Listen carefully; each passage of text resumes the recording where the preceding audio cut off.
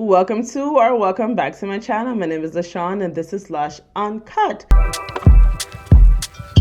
Now, if you have been on the internet, on Twitter, on Instagram, on TikTok, on wherever, then you have to have come across a clip of AOC and Jamal Bowman acting a complete fool in that rally in the Bronx.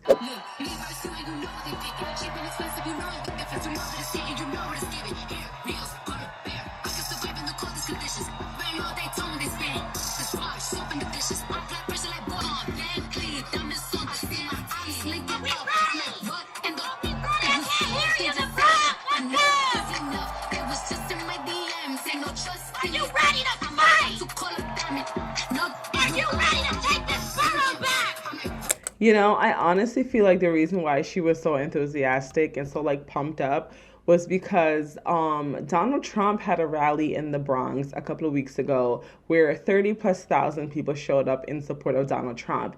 AOC is like the Jenny from the block of the Democratic Party and has this, or tries to show this perception or this idea that she's from the community, that she grew up in the dumps, when in all reality she's just a basic leftist elite that grew up actually very well off. So I feel like, Trump having that successful rally kind of took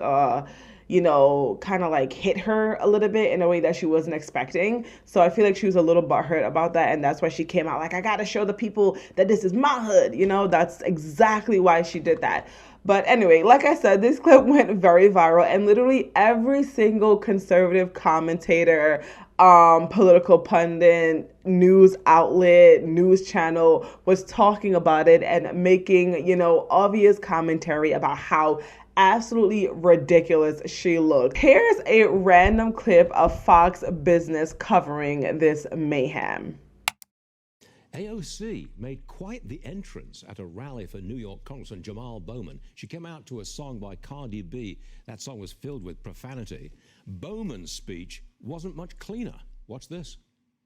I am the hip-hop congressman. I want to hear South Bronx chant right now. We are going to show APAC the power of the South Bronx. We're going to show them who the we are. Oh dear. The only reason I decided to show that clip in this video was because the contrast between the Fox host, his very proper English accent, and then Jamal Bowman's cursing and saying how he's from the hood, or he's whatever he was saying about the hood or whatever. Oh no, or hip hop. It was just so perfect because I felt like everyone was the Fox News host guy. It was just bro, calm down. You don't have to yell. I remember when Joe Biden was elected and CNN and MSNBC and all the mainstream media outlets were saying that the adults are now back in the room, that decorum and decency and order was going to return to Washington, D.C., and things were going to go back to how they previously were before big, bad, chaotic, bombastic Trump was in office. Obviously, that is not true, all things considered, and I feel like it is about time that the American public kind of starts to understand just how ridiculous the Democratic Party is. Now, granted, the Republican Party definitely have their bad apples that lack decorum, that like to make a fool out of themselves, but it is way more consistent on the Democratic side. And I feel like the Democrats are trying to, they're having a little bit of an identity crisis because we have these young silly billies like AOC and Jamal Bowman doing this completely erratic things and saying these crazy things as an attempt to, pander to their very far left, very chaotic base, while you have the old school Democrats, think like Nancy Pelosi and who can I think of? Who's an old school Democrat? The only person I can think of is Nancy Pelosi because she's just so old. But that class who are just kind of used to things being a little bit more tight-knit, more proper, more decent. So they're trying to figure out what type of party they want to look like in the future. Honestly speaking, considering the fact that Nancy Pelosi and her people are, on their way out, if you know what I mean.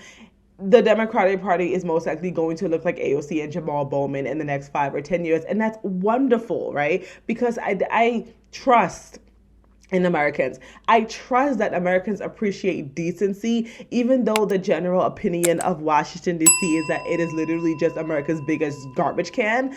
I still feel like we expect our politicians to conduct themselves in a way that's professional and decent. So while it is helpful to point out how ridiculous AOC and Jamal Bowman looks doing things like this, I don't think that they should stop. And I don't think we should encourage them to stop. I think we should encourage them to do more, because this benefits us. Because I think 5-10 years down the line, being a conservative, being a Republican is going to be the new trendy thing. And we're already seeing, evidence of that in different social trends. Like when you think about the conversation around gender roles and, traditional gender roles, and how trad rights are becoming more and more popular on TikTok and and in other spaces on the internet, you see people kind of gearing towards that, the other way of living, the taboo way of doing things, because leftism has now become mainstream. So the opposite of leftism is now considered, like the rebellious thing to do. Another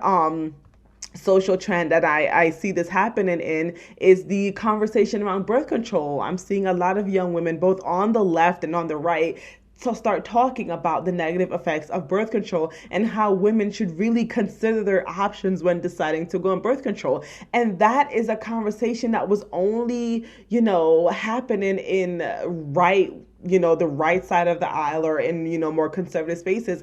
But I see people on the left joining in, because it's just like the left have become so extreme that anyone with any, tiny bit of common sense is now considered on the right. So let the Democrats be the Democrats. Let them hop around on stages and make a fool out of themselves. Let them be the ones to be cursing while campaigning and doing all of these absurd things, because the more Americans who are exposed to their just complete, I don't even know what word to use.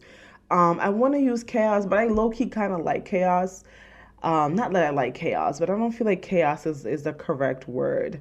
I don't know. They're nonsense. The more Americans that are exposed to their nonsense, then the better for everyone.